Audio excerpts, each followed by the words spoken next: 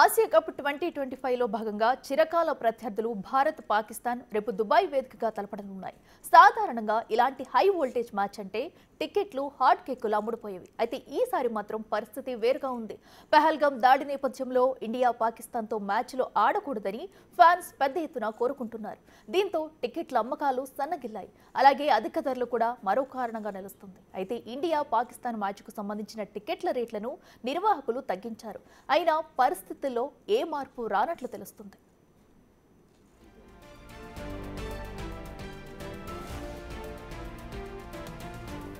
Asia cricket council Bharat Pakistan మ్యాచ్కు సంబంధించిన match సాధారణ టికెట్ల ధరను దాదాపు 11,420 నుంచి దాదాపు 8,415 రూపాయలకు తగ్గించింది.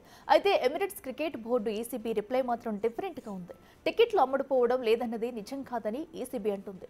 పరిస్థితులు చాలా బాగున్నాయని, టికెట్లు అమ్ముడుపోవడం లేదనే విషయంలో ఎలాంటి వాస్తవం లేదని వారు చెబుతున్నారు.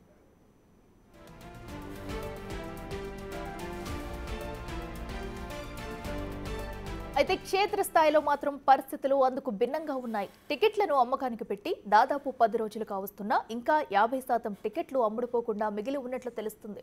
పహల్గామ్ ఘటన అనంతరం భారత్, పాక్ మధ్య ఉద్రిక్త పరిస్థితుల నేపథ్యంలో కేవలం ఐసీసీ టోర్నీలు, ఆసియా కప్లో మాత్రమే, అది కూడా న్యూట్రల్ వేదికల్లో మాత్రమే భారత్, పాక్ తలపడుతున్నాయి.